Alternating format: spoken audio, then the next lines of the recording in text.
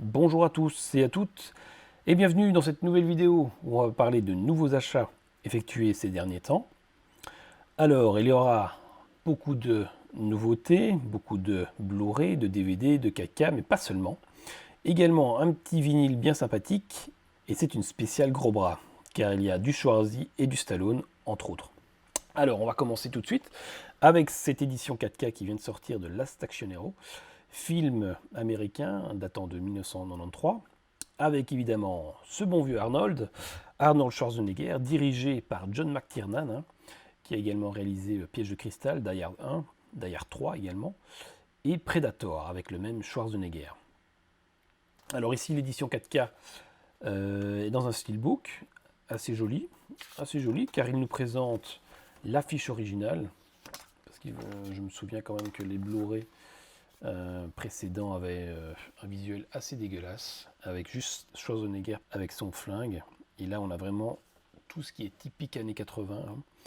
Cette petite affiche avec le gros bras de Schwarzy, l'hélicoptère, le cinéma, le popcorn, les méchants, le dinosaure également, le méchant avec sa lame.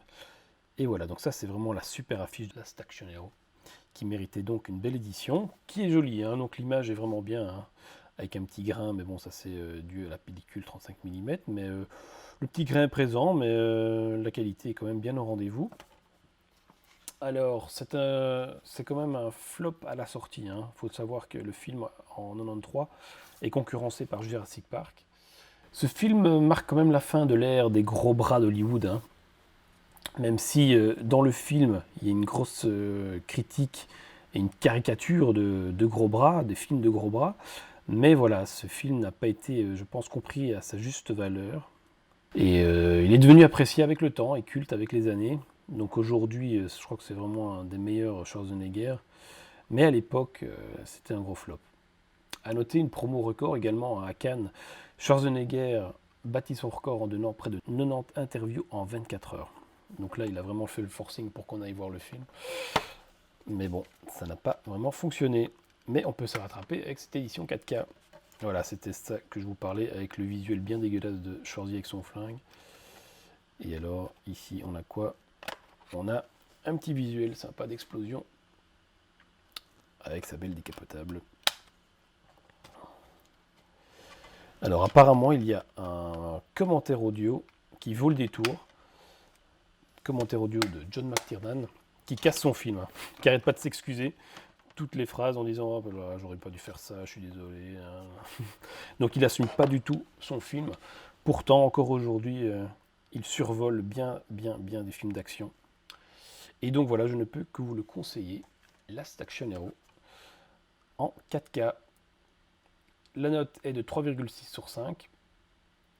Donc voilà, il est quand même apprécié, hein, même si c'est pas la folie complète. Mais voilà, ce film vaut le détour. Last Action Hero. Alors on reste avec Schwarzenegger, avec son bouquin, sa biographie, l'incroyable et véridique histoire de ma vie.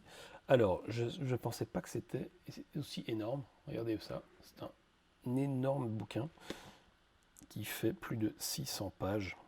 Alors, je ne l'ai pas encore lu, hein, bien sûr.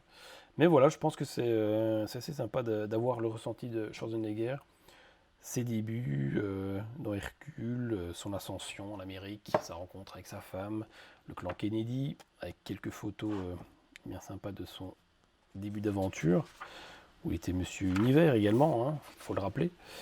Et voilà, je pense que voilà, il y aura vraiment de quoi faire pour découvrir ce rêve américain, comme Van Damme l'a fait, hein, mais lui, Schwarzenegger, c'était peut-être un peu plus et un peu mieux. Je crois qu'il a quand même mieux réussi, en partant de rien et en arrivant quand même au sommet dans les années 90.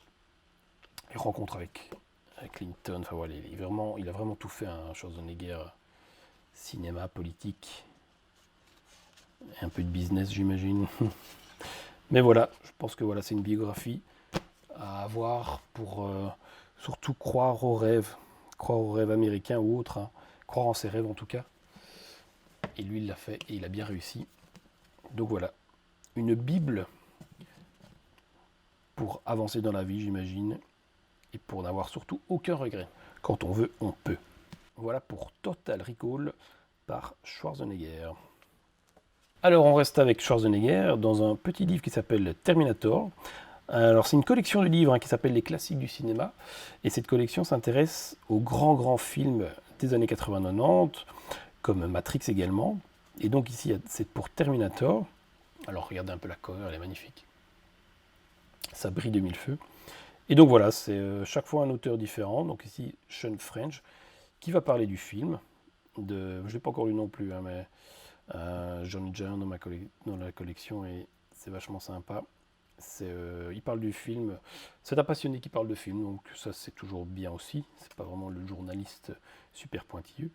Et donc voilà, c'est une petite collection. C'est pas grand chose comme volume, hein, c'est quoi, c'est même pas 100 pages.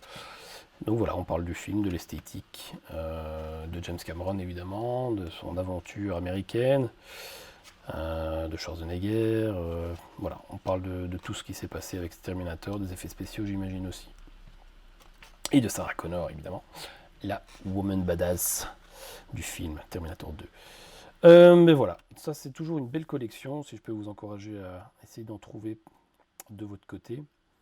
C'est une petite collection qui s'appelle donc les classiques du cinéma.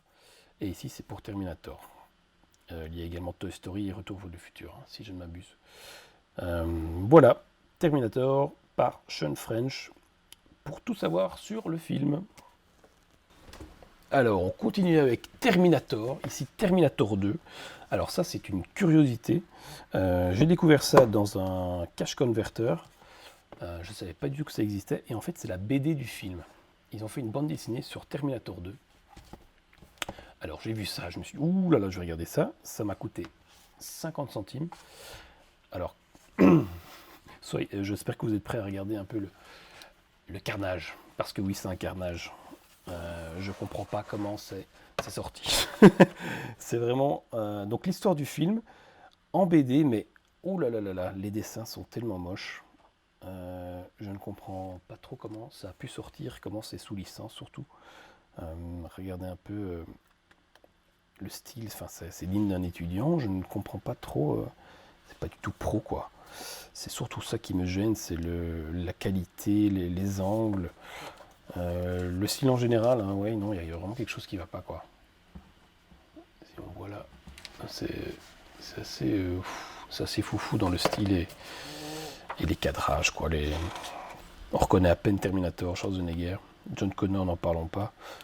Le T-1000, il y a un moment peut-être qu'on le reconnaît. Enfin, c'est vraiment les cadrages, les angles de vue qui sont assez mal faits. Mais bon, voilà, ça fait le job, mais quand même pour un livre, bande dessinée, une licence, Terminator 2, hein,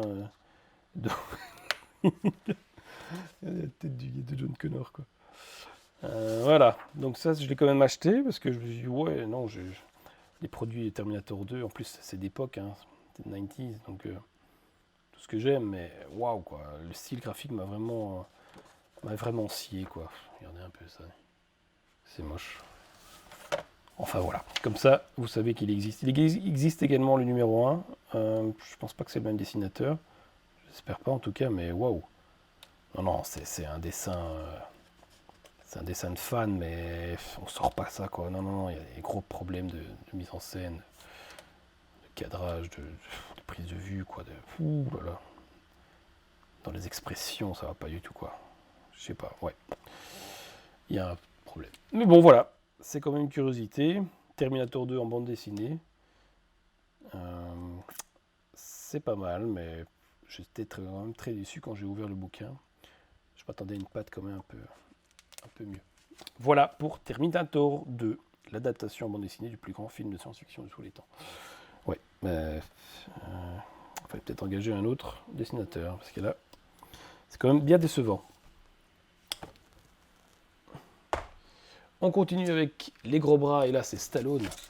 Donc découverte dans un vide-grenier spécialisé vinyle, donc un monsieur qui vendait une grosse collection de vinyles, et j'ai trouvé Rambo. Ici, le vinyle du premier film, le soundtrack, la bande originale du film. Alors, c'est une édition japonaise. Et oui, c'est une édition japonaise, mais il est magnifique. J'ai quand même bien craqué dessus. Alors, sachant que le film est quand même exceptionnel, et la musique aussi. bien douce, bien mélancolique, à quelques moments de tension, mais elle fait quand même bien le job. Et c'est dirigé par Jerry Goldsmith. Voilà pour Rambo 1 First Blood, le vinyle, édition japonaise, avec 11 pistes. Voilà, 11 pistes pour le film Rambo. Voilà, ça c'est une belle édition que je vais bien garder précieusement. Original soundtrack. Voilà, Rambo 1. Scarface. Scarface, donc film américain datant de 1984. Alors c'est réalisé par Brian De Palma. Brian De Palma, il a réalisé quand même de grands films, comme L'Impasse, toujours avec Pacino, et Snake Eyes avec Nicolas Cage. Alors ici, donc c'est une édition UK, donc d'Angleterre, que j'ai trouvé dans un cache. J'ai regardé, il y a la VF, donc pas de souci, VF 2.0, mais bon, une VF quand même, d'époque.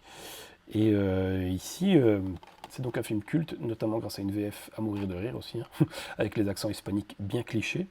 Et on découvre donc le célèbre Tony Montana, petit émigré venu faire fortune dans la drogue aux USA. Il vit en quelque sorte un rêve américain par excellence, hein. Alors ici donc, c'est une belle qualité d'image, avec une édition UK, donc belle qualité d'image quand même. Je pense que ça doit être le disque utilisé dans l'édition française aussi, hein.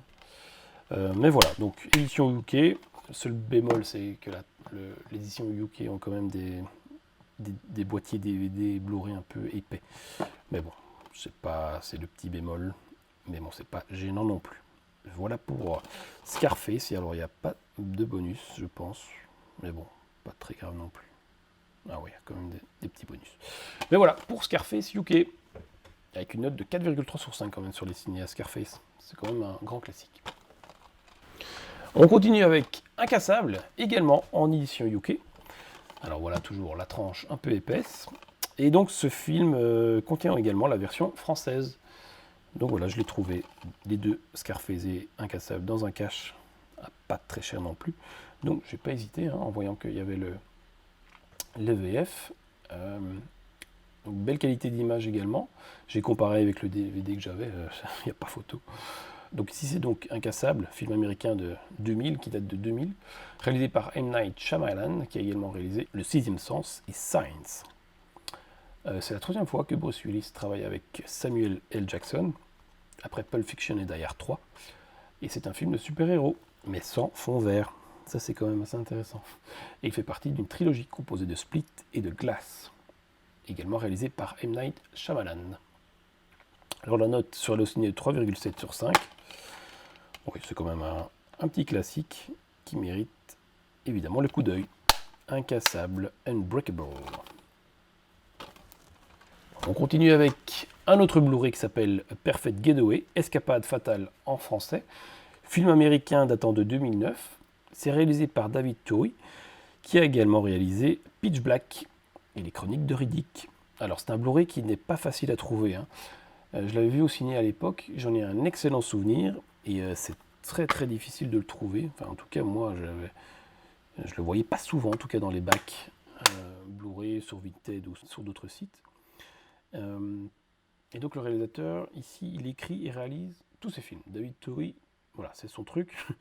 Il est vraiment auteur à part entière. Et ici c'est rempli de tension, de suspense, et ça fait vraiment le job. C'est filmé en plus dans des beaux décors, des décors de rêve, avec la magnifique Mila Jovovich. La note est de 2,6 sur 5, donc voilà, c'est tout juste la moyenne. J'avais bien aimé au cinéma, il faudrait peut-être que je le revoie pour réaliser que c'était peut-être pas terrible, mais en tout cas il y avait un beau twist final, moi je m'en souviens bien. Et voilà, je ne m'étais pas ennuyé, donc à revoir. Escapade fatale. Alors ici, c'est un DVD de Kiss of Dead, film américain datant de 1995, réalisé par Barbet Schroeder, qui a également réalisé les excellents JF Partagerait appartement et L'Enjeu avec Michael Keaton. On retrouve David Caruso, hein, Mister Expert, qui est tout jeune dans le film, et Nicolas Cage dans un rôle plutôt badass, à contre-emploi, hein, mais ça lui va vraiment bien les rôles de méchants, et Samuel L. Jackson. Alors c'est un thriller urbain, violent, réaliste. Je l'avais vu quand j'étais jeune, mais j'en ai aucun souvenir.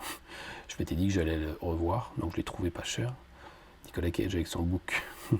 C'est marrant, les méchants, ils ont toujours un bouc ou une moustache, quoi. Ça fait un peu flipper, en tout cas à l'époque. Aujourd'hui, c'est très tendance. Mais voilà, à l'époque, il s'est dit, ah, ben, je vais mettre le bon petit bouc, ça fera le méchant. Et effectivement, il y a une sale tête comme ça. Voilà, donc Kiss of the Dead. Il n'y a pas de traduction française, le baiser de la mort, y a pas, ça n'existe pas, ça s'appelle Kiss of Dead dans les deux, en français et en anglais. La note est de 2,7 sur 5. Donc voilà, j'ai hâte de le revoir. Kiss of Dead. On continue avec les gros bras et Stallone, dans un de ses grands films connus, je ne vais pas dire les grands films en qualité, mais plutôt grands films connus, c'est Over the Top, le bras de fer. Alors, ce film américain, datant de 1987, celui-là est réalisé par Menahem Golan. Menahem Golan, qui est grand producteur de films, à qui l'on doit de nombreuses pépites de films d'action karaté, dans les années 90 et 80. Et c'est surtout un découvreur de talent, car il a découvert Jean-Claude Van Damme. Eh oui, il a découvert Jean-Claude et il lui a donné sa chance. Il lui a donné le script de Bloodsport et il l'a lancé dans l'aventure. Et donc, Menahem Golan a réalisé aussi Delta Force avec Chuck Norris. Donc, il a une palette multiple, découvreur de talent, réalisateur et producteur. Voilà. Alors, l'édition ici est vraiment décevante. Ici, à part la sublime cover, parce que la cover est vraiment belle, mais l'image est digne d'une VHS. Et encore, c'est vraiment, c'est vraiment flou, pixelisé à mort.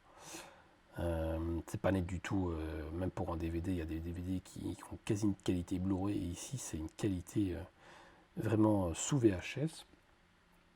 Et bon, ici c'est quand même, c'est pas vraiment le meilleur film de Stallone, avec Stallone, mais il s'en dégage un petit charme avec cette relation père-fils. Ma génération doit cet attachement à ce film, sûrement à cause de ça. On s'est tous dit, quand on voyait ce film, on avait l'âge quasi du fils, et on se disait tous qu'on aurait bien aimé avoir un père comme Hudson Hawk. Et c'est sûrement pour ça qu'on est attaché à ce film. Donc voilà, Over the Top, film qui est une note de 2,7 sur 5 sur Allociné, c'est quand même pas génial non plus. Mais voilà, la cover est bien, elle est vraiment typique années 80, elle en jette. Mais malheureusement, la masterisation sur ce DVD est vraiment merdique. J'essaierai de trouver le Blu-ray à l'occasion aussi. Voilà pour Over the Top, le bras de fer. On continue avec G.I. Jane. Alors, les gros bras, mais version femme. Alors ici, c'est à armes égales, en titre en français, film américain datant de 1997, réalisé par Ridley Scott. Ridley Scott, un grand réalisateur d'Alien ou de American Gangster, et en tant d'autres également. Donc j'ai rarement vu ça, mais le film est sur deux faces en fait. Je ne sais pas si vous avez déjà eu... Non, j'ai jamais eu ça. Donc une fois que tu as vu le film après une heure, tu dois changer la face. Tu dois te lever de ton canapé et aller retourner le CD. Après une heure de film, il faut retourner le CD. C'est vraiment pas très pratique. Mais bon, le film vaut quand même le coup. On retrouve Viggo Mortensen dans un de ses premiers rôles. Il assure vraiment en instructeur. Et Demi Moore, bon, elle a un rôle physique qui lui va comme un gant.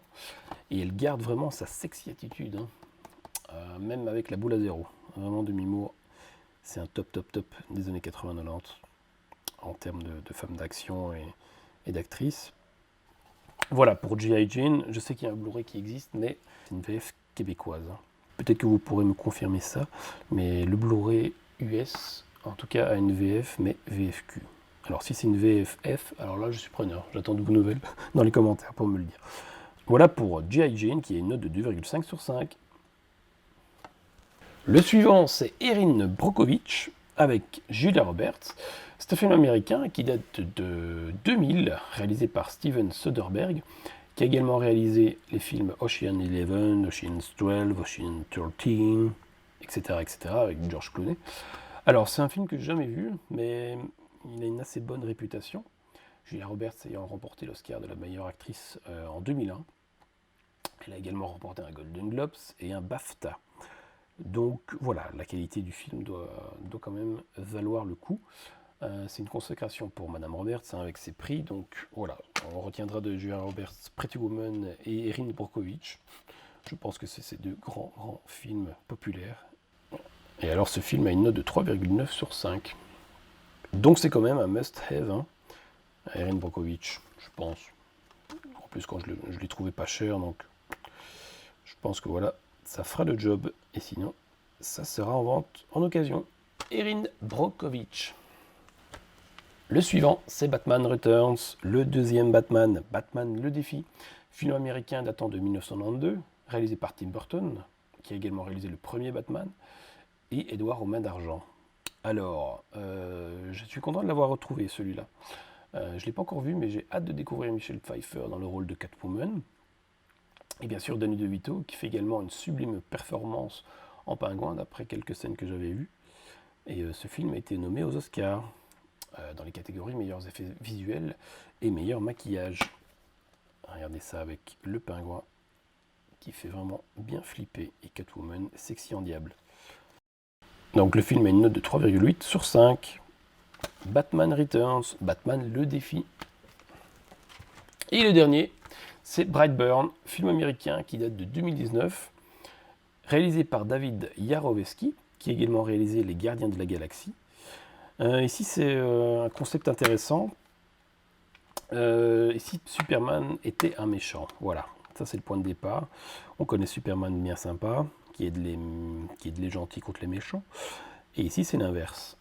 Voilà toute l'histoire de ce film de super-héros moderne. Je suis assez curieux de voir ça. Ça s'annonce assez gore aussi. Et voilà, donc ce film a une note de 2,7 sur 5. C'est pas exceptionnel. Donc voilà, je m'attends à pas grand-chose, mais je suis curieux. Voilà. Voilà qui referme cette vidéo. Alors je vous ai promis un concours qui va arriver. Donc je pense que la prochaine vidéo, qui sera dans une semaine ou 2 semaines, parlera du concours. Donc je ferai gagner un 4K, un Blu-ray et un DVD à choisir. Il y en a pas mal, donc vous pourrez choisir ce qui vous plaît. Et voilà, je vous souhaite une excellente soirée et je vous dis à très bientôt.